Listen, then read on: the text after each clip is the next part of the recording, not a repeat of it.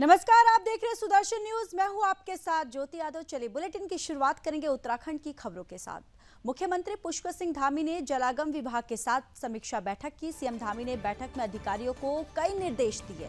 जहां जलागम निदेशालय में हुई इस बैठक में कैबिनेट मंत्री सतपाल महाराज, मुख्य सचिव राधा रतूड़ी सहित सरकार के कई आला अधिकारी जो है इस बैठक में मौजूद रहे। समीक्षा बैठक के बाद मीडिया से बातचीत करते हुए मुख्यमंत्री धामी ने कहा कि इस समीक्षा बैठक में लोगों को रोजगार से जोड़ने के लिए महिला सशक्तिकरण के साथ साथ जो नल और नदियां सूख गए हैं उनको फिर से जीवित करने के लिए निर्णय लिया गया। इसके साथ ही मुख्यमंत्री ने जलागम विभाग के अधिकारियों को निर्देश दिए कि गांव को जलागम विभाग योजना में लेकर उनका विकास करे। और साथ ही मुख्यमंत्री ने कहा कि प्रदेश की जो नदियां सूख गई हैं उनको भी पुनर्जीवित करने के लिए निर्देश दिया गया है। और साथ ही सरकार की जो योजनाएं चल रही हैं उनको प्रभावी ढंग से धरातल पर उतारने के निर्देश दिए हैं। तो यहां पर मुख्यमंत्री पुष्कर सिंह धामी की जलागम विभाग के साथ समीक्षा बैठक हुई है और इस बैठक में कैबिनेट मंत्री, मुख्य सचिव समेत कई जो अधिकारी थे इस समीक्षा बैठक में मौजूद रहे, जिसमें कई विषयों पर चर्चा की गई और गांव का जलागम विभाग योजना में विकास कैसे किया जाए इस पर भी इस बैठक में विचार किया गया, विमर्श किया गया। और जलागम विभाग के कार्यों में गति लाने के भी मुख्यमंत्री पुष्कर सिंह धामी के द्वारा निर्देश दिए गए।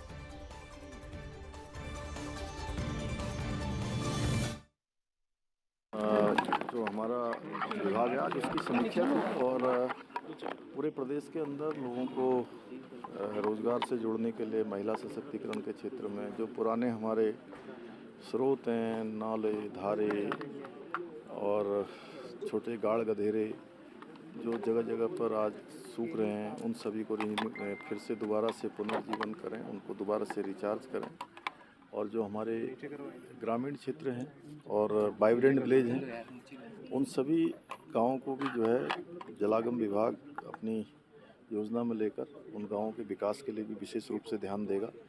टारगेट बेस्ड समयबद्ध कुछ कार्यक्रम बनेंगे जिसमें 2 नदियां जो सूख चुकी हैं उनको फिर से पुनर्जीवित करने पर काम होगा।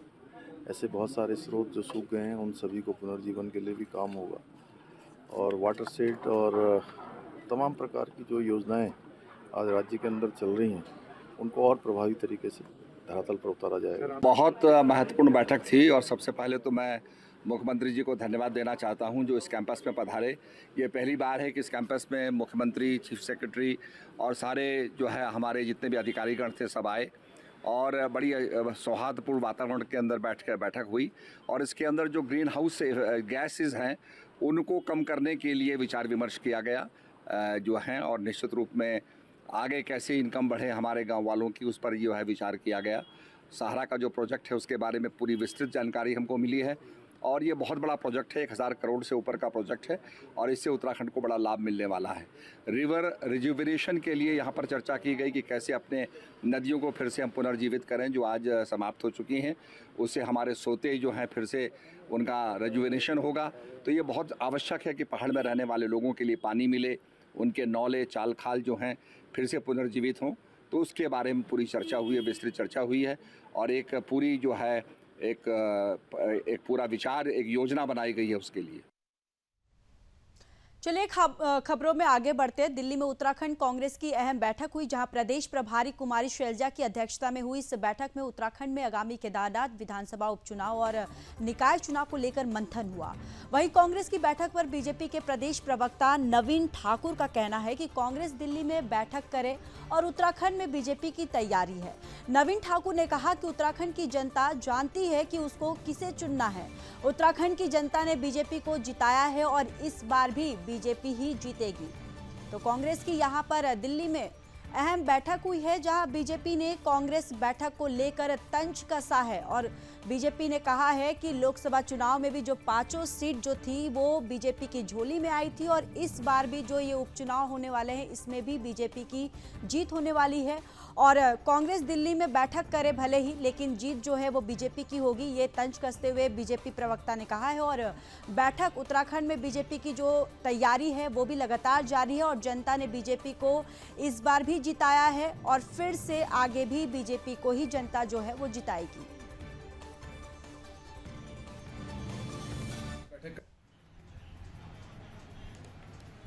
देखिए, उनको दिल्ली में बैठक करने दीजिए। हमारी तैयारी उत्तराखंड में है और उत्तराखंड की जनता जानती है किसे चुनना है। उत्तराखंड की जनता ने 2014 के बाद लगातार जो है भारतीय जनता पार्टी को उत्तराखंड में, चाहे निकाय के चुनाव रहे हों, चाहे विधानसभा के चुनाव रहे हों, चाहे लोकसभा के चुनाव रहे हों, भारतीय जनता पार्टी को अपना प्यार, समर्थन और आशीर्वाद दिया है और अगले निकाय चुनाव में भी भारतीय जनता पार्टी को ही इस प्रदेश की जनता अपना आशीर्वाद देने वाली है। केदारनाथ यात्रा मार्ग अगले एक सप्ताह में सुचारू हो जाएगा। इसको लेकर काफी तेजी से काम चल रहा है। आपको ये भी बताते चले कि बीते 31 जुलाई की रात को केदारनाथ पैदल यात्रा मार्ग पर भारी बारिश के कारण लैंडस्लाइड हुआ था। ये लैंडस्लाइड पूरे यात्रा मार्ग पर कई जगह पर हुआ था। इनमें राष्ट्रीय राजमार्ग का 150 मीटर हिस्सा जो है वो पूरी तरह से बह गया। इसके साथ ही कई जगहों पर बोल्डर गिरने से यात्रा मार्ग जो है वो बाधित रहा। पीडब्ल्यूडी सचिव पंकज पांड्या ने बताया कि पूरे प्रदेश में तमाम जगहों पर भारी बारिश के चलते मार्ग बाधित होने की जो घटनाएं हैं वो सामने आई हैं और कई जगह नेशनल हाईवे, स्टेट हाईवे और जिला मार्ग जो है वो बाधित हुए। सभी को सुचारू करने का प्रयास जो है वो लगातार तेजी से यहाँ किया जा रहा है और साथ ही केदारनाथ यात्रा मार्ग को सुचारू करने के लिए मुख्यमंत्री पुष्कर सिंह धामी ने निर्देश दिए हैं कि एक सप्ताह के अंदर मार्ग को सुचारू कर दिया जाए।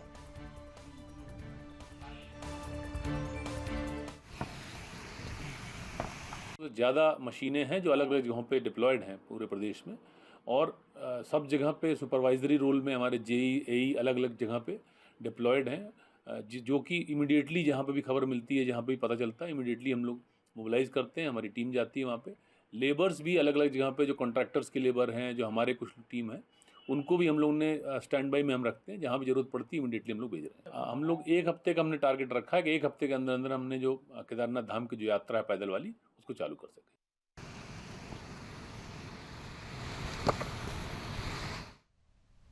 तो चलिए अब कुमाऊं की बात कर लेते हैं। कुमाऊं के सबसे बड़े नगर निगम हल्द्वानी में स्ट्रीट लाइटों की जो हालत है वो बेहद खराब है। नगर निगम के 60 वार्ड में कराए गए सर्वे में 4300 स्ट्रीट लाइट जो है वो खराब पाई गई। पिछले लंबे समय से वार्डन के जनप्रतिनिधि लगातार नगर निगम में प्रदर्शन कर स्ट्रीट लाइटों को ठीक करने की मांग करते रहे। इसके बाद नगर निगम द्वारा खराब स्ट्रीट लाइटों का सर्वे जो है वो कराया गया, जिसमें 35,000 स्ट्रीट लाइटों में से 4,300 स्ट्रीट लाइटें जो है वो पूरी तरह से खराब पाई गई हैं। मुख्य नगर आयुक्त विशाल मिश्रा का कहना है कि सर्वे के काम जो है वो पूरा हो गया है और अब 15 दिन के भीतर अभियान चलाकर इन खराब स्ट्रीट लाइटों को सुधारने का काम जो है वो किया जाएगा और ये कोशिश की जाएगी कि स्ट्रीट लाइटों के खराब होने का जो सिलसिला है बेहद कम हो, ताकि रिपेयरिंग का काम भी चल रहा है और स्ट्रीट लाइट भी ठीक होती रहे। तो ये पूरी खबर जो है हल्द्वानी से है, जहां नगर निगम की 4300 जो स्ट्रीट लाइट जो है वो खराब पाई गई हैं। दरअसल स्ट्रीट लाइट का यहां निरीक्षण किया गया, जहां पाया गया है कि 4300 जो स्ट्रीट लाइट जो है वो खराब अवस्था में पाई गई हैं। नगर निगम के 60 वार्ड में ये सर्वे करवाया गया है और लाइटों को ठीक करने की मांग को लेकर दरअसल यहाँ पर जो ग्रामीण हैं लगातार प्रदर्शन कर रहे थे, जिसके बाद इसे संज्ञान में लिया गया, जिसके बाद इसका सर्वे करवाया गया, निरीक्षण करवाया गया और यहाँ पाया गया है कि 4300 स्ट्रीट लाइटें हैं वो खराब अवस्था में है और 15 दिन के अंदर खराब स्ट्रीट लाइट को ठीक करने के यहाँ पर निर्देश भी दिए गए हैं।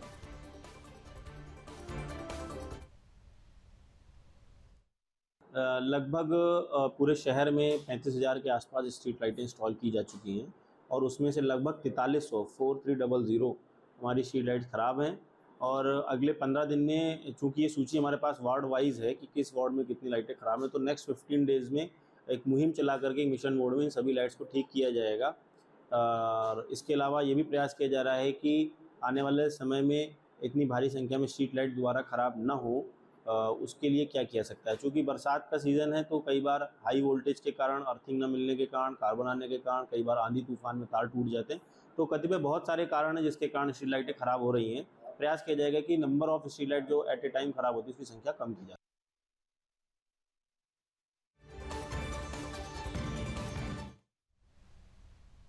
चलिए खबरों में आगे बढ़ते हैं। राजधानी देहरादून में अग्निशमन विभाग ने कई कोचिंग सेंटरों का औचक निरीक्षण किया है। दिल्ली के कोचिंग सेंटर में छात्रों की मौत के बाद अग्निशमन अधिकारियों ने शहर के कोचिंग सेंटरों का सर्वे करना शुरू कर दिया है। जिला अग्निशमन अधिकारी सुरेश चंद्र रवि ने शहत धारा रोड पर 2 कोचिंग सेंटरों का निरीक्षण किया। इसमें एक कोचिंग सेंटर में बेसमेंट और अग्निशमन यंत्र पर्याप्त मात्रा में पाए गए, जबकि दूसरे में बेसमेंट में होटल और ऊपर कोचिंग सेंटर चलने की बात जो है वो सामने आई। बताया जा रहा है कि होटल संचालक ने आपातकालीन स्थिति में बाहर निकलने वाले रास्ता जो है वो बंद कर दिया है और कोचिंग सेंटर की ओर से इसकी शिकायत है वो एसएसपी को दी गई है और जिला अग्निशमन अधिकारी ने बताया कि होटल संचालक को रास्ता जो है वो खोलने को कहा गया है और सर्वे के दौरान होटल बंद था। ऐसे में पूरा निरीक्षण किया जा रहा है और सुरेश चंद्र रवि ने कहा कि यह अभियान जो है वो आगे भी लगातार जारी रहेगा और ज़्यादा से ज़्यादा कोचिंग इंस्टीट्यूट में जाकर बारीकी से निरीक्षण किया जाएगा और तैयारियों को परखा जाएगा।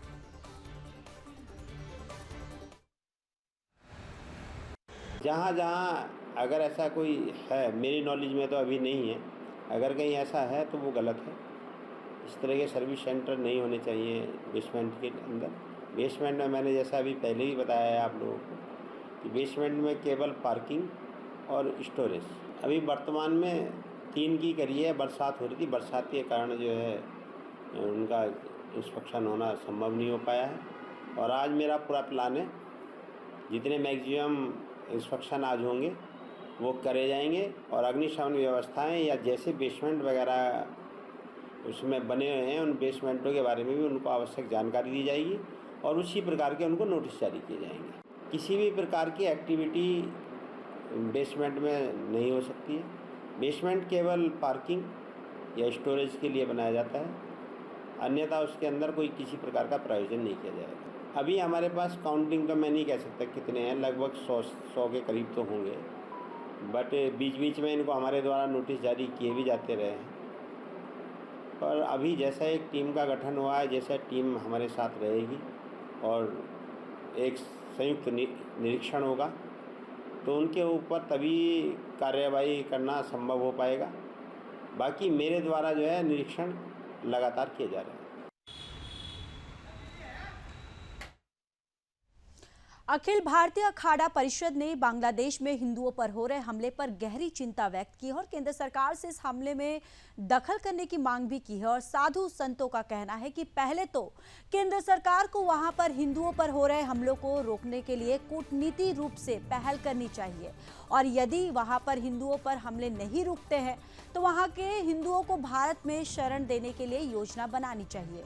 उन्होंने कहा कि भारत ने बांग्लादेश बनाया और भारत के खिलाफ वहां पर जो माहौल है वो चिंताजनक है।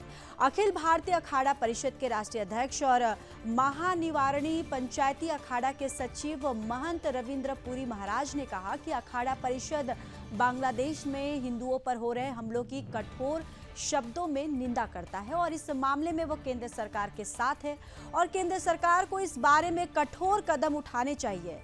उन्होंने कहा कि अखाड़ा परिषद केंद्र सरकार के कुछ साल पहले बनाए गए उस अध्यादेश और नियम का समर्थन करती है जिसमें बांग्लादेश, पाकिस्तान और अन्य देशों में रहने वाले हिंदुओं, जैन, सिख और बौद्ध जो धर्म है वो भारत आने और उन्हें भारत की नागरिकता देने का प्रावधान किया गया था।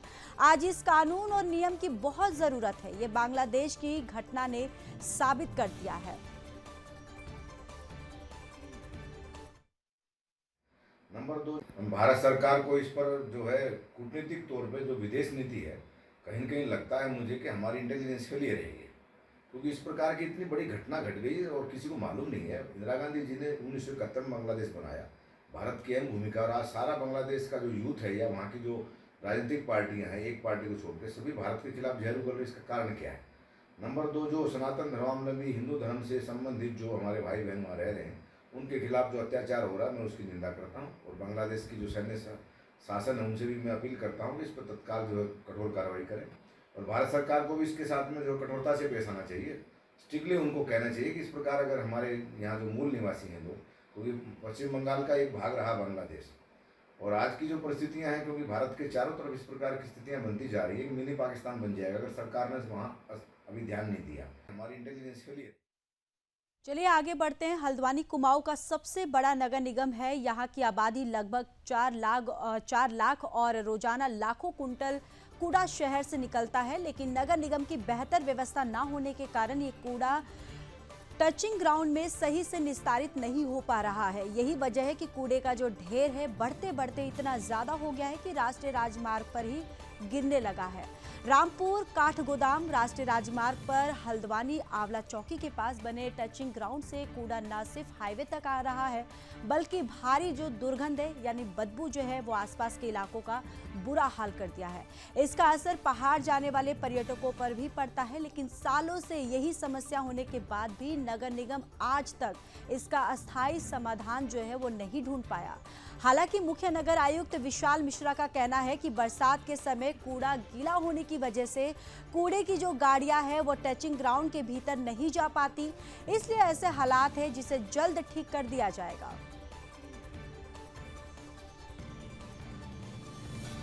तो आप तस्वीरों में भी देख सकते हैं कि किस तरीके से यहाँ पर कूड़े का जो अंबार है यहाँ पर दिखाई दे रहा है। आपको बताते चले कि लगातार इस तरह की जो स्थिति है काफ़ी समय से बनी हुई है, लेकिन नगर निगम के द्वारा अभी तक पूरे इस मामले पर कोई सूद नहीं लिया जा रहा है और इस कूड़े की वजह से जो लोगों का यहाँ पर लोगों को जो दुर्गंध की जो समस्या है उससे दो चार होना पड़ता है और लगातार यहाँ पर जो कूड़ा है इसका अंबार यहाँ पर साफ ही तस्वीरों में दिखाई दे सकता है कि किस तरीके से यहाँ पर जो कचरे का यहाँ पर अंबार लगा हुआ है और लगातार जो यहाँ पर लोग जो आने जाने वाले लोग हैं उनको जो दुर्गंध है, जो इस कचरे की जो बदबू है उससे दो चार होना पड़ता है। और इस पूरे मामले पर कई बार शिकायत की गई है, लेकिन लोगों का कहना है कि नगर निगम के द्वारा अब तक इस पूरे मामले पर कोई संज्ञान नहीं लिया गया है।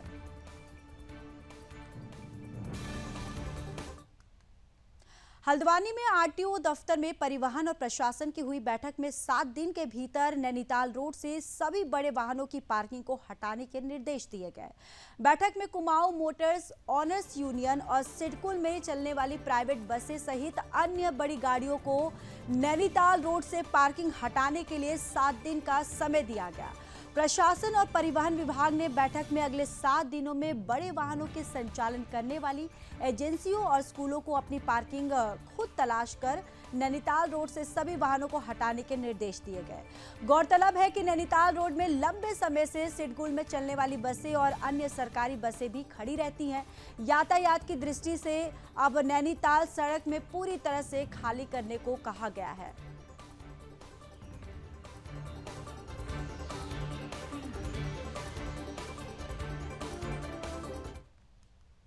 चलिए आगे बढ़ते हैं। एक पेड़ मां के नाम कार्यक्रम के तहत प्रदेश के कैबिनेट मंत्री सौरभ बहुगुणा ने पौड़ी के रांसी मैदान पहुंचकर कई प्रजाति के पौधे का रोपण किया। सौरभ बहुगुणा ने बताया कि कार्यक्रम के समन्वय के रूप में उन्हें पौड़ी जिले के प्रभारी बनाया गया है। उन्होंने पौड़ी के रांसी मैदान में पहले श्रीनगर और भिताई में वृक्षारोपण किया। पौड़ी पहुंचकर उन्होंने अपने दादा हेमवती नंदन बहुगुणा की मूर्ति पर माल्यार्पण भी किया, जिसके बाद रांसी मैदान में वन विभाग के कर्मचारियों, अधिकारियों और बीजेपी से जुड़े कार्यकर्ताओं को एक साथ एक पेड़ मां के नाम अभियान पर लगाया गया। सभी लोगों से अपील की गई कि इस धरती मां की रक्षा के लिए सबसे जरूरी है हम अधिक से अधिक पेड़ों को लगाएं और इन पेड़ों की सुरक्षा भी करें। तो रांसी मैदान में एक पेड़ मां के नाम का कार्यक्रम का आयोजन किया गया। इस कार्यक्रम में कैबिनेट मंत्री ने शिरकत की और कई प्रजाति के पौधारोपण भी किया है और हेमवती नंदन बहुगुणा की मूर्ति पर यहाँ पर उनके द्वारा माल्यार्पण भी किया गया है और धरती माँ की रक्षा के लिए अधिक से अधिक पेड़ लगाने के लिए उनके द्वारा यहाँ पर लोगों से अपील भी की गई।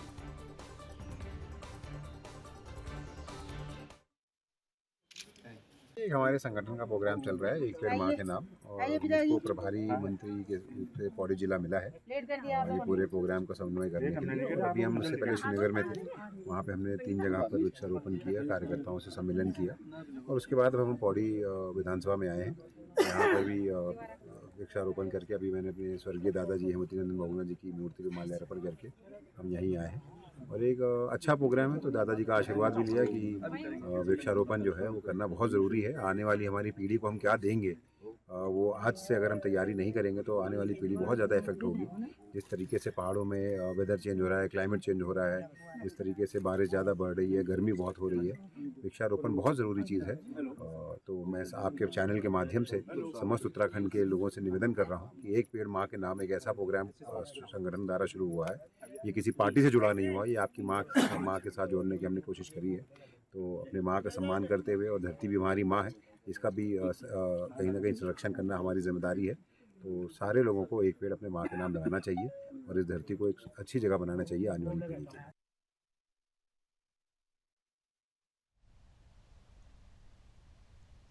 देहरादून जिलाधिकारी सोनिका सिंह ने मसूरी के आपदाग्रस्त क्षेत्रों के साथ मसूरी देहरादून मार्ग गलोगी धार पर क्षतिग्रस्त सड़क का निरीक्षण किया।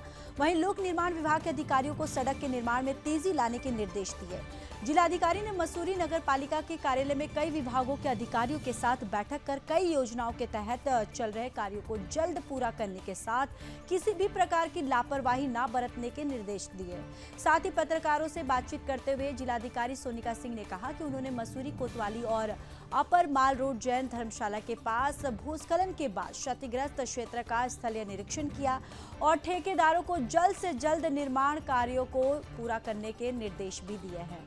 वहीं आपको ये भी बताते चले कि उन्होंने कहा कि मसूरी की सफाई व्यवस्था और भारत सरकार के चलाए जा रहे स्वच्छता सर्वेक्षण में मसूरी को पहला स्थान दिलाए जाने को लेकर पालिका प्रशासन लगातार काम कर रही है। साथ ही मसूरी पालिका प्रशासन कूड़ा इकट्ठा करके टोल फ्री नंबर जारी करने जा रही है। उन्होंने बताया कि मसूरी में पिछले दिनों सीवरेज चौक होने की वजह से सबसे ज्यादा यहां पर समस्या जो है वो आई है और पालिका प्रशासन ने FRF सेंटर का निर्माण किया है जो बहुत ही बेहतर तरीके से कार्य कर रहा है और स्वच्छता सर्वेक्षण के लिए बनाए गए मानकों को पूरा करने के लिए हर संभव प्रयास भी किया जा रहा है।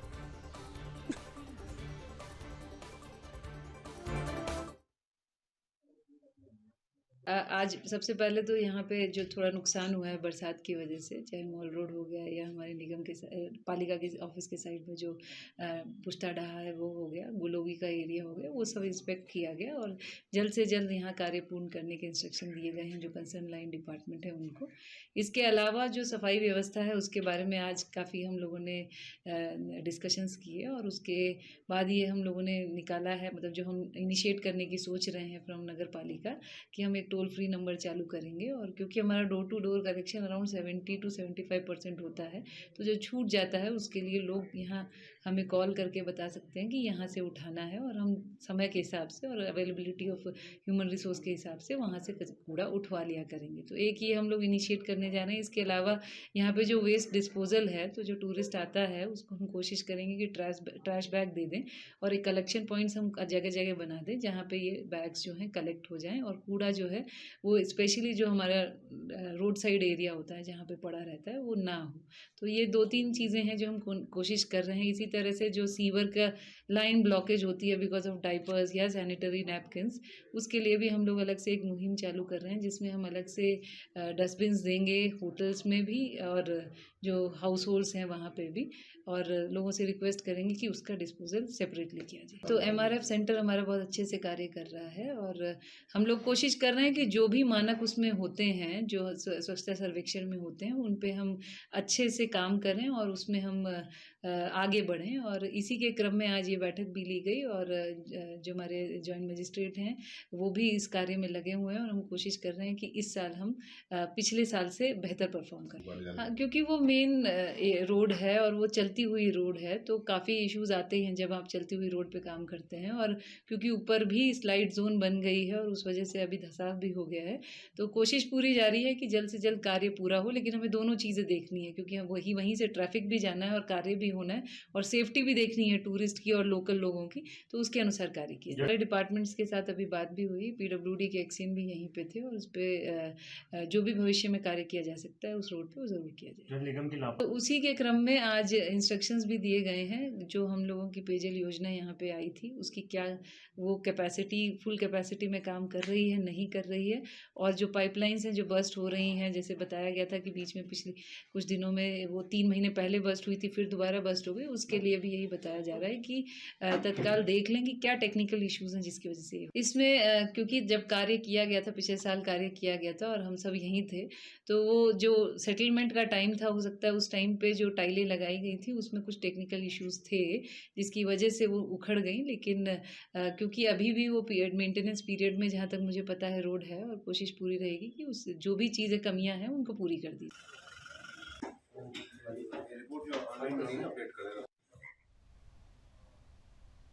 तो चलिए अब आगे बढ़ते हैं और मसूरी बलिदानी स्थल पर मुख्यमंत्री धामी के टीन शेड डाले जाने की घोषणा पर नगर पालिका के अधिशासी अधिकारी राजेश नैथानी ने बलिदानी स्थल स्मारक समिति और स्थानीय जनप्रतिनिधियों के साथ बलिदानी स्थल का निरीक्षण किया, जहां पर बलिदानी स्थल समिति के सदस्यों ने इसके ऊपर टीन शेड डाले जाने का विरोध किया है। पूर्व विधायक जोत सिंह गुंसोला और पूर्व पालिका अध्यक्ष मनमोहन सिंह मल ने मुख्यमंत्री धामी के 2 सितंबर को मसूरी आगमन पर बलिदानी स्थल के सौंदर्यीकरण के साथ उत्तराखंड आंदोलन पर आधारित संग्रहालय बनाए जाने की मांग की थी।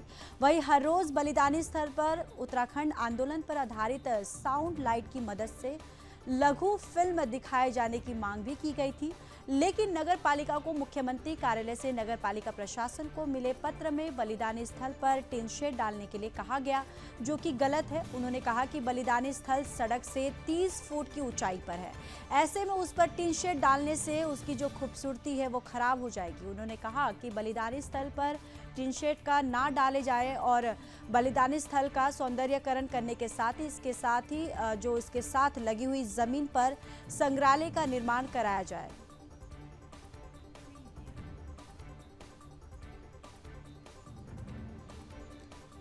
तो ये खबर मसूरी से है, जहां पर बलिदानी स्थल पर टीन शेड डाले जाने का यहां पर विरोध किया गया और टीन शेड डालने से बलिदानी स्थल की जो खूबसूरती है वो खराब हो जाएगी, ये कहा गया है।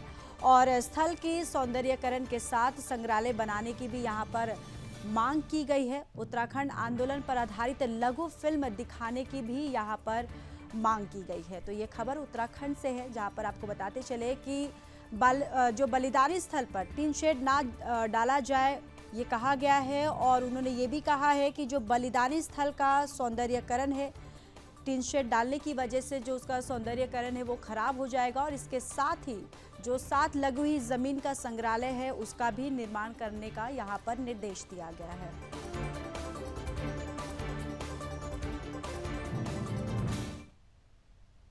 उत्तराखंड के बुलेटिन में फिलहाल के लिए बस इतना ही। बाकी देश और दुनिया की तमाम बड़ी खबरों के लिए देखते रहिए सुदर्शन न्यूज। जय हिंद।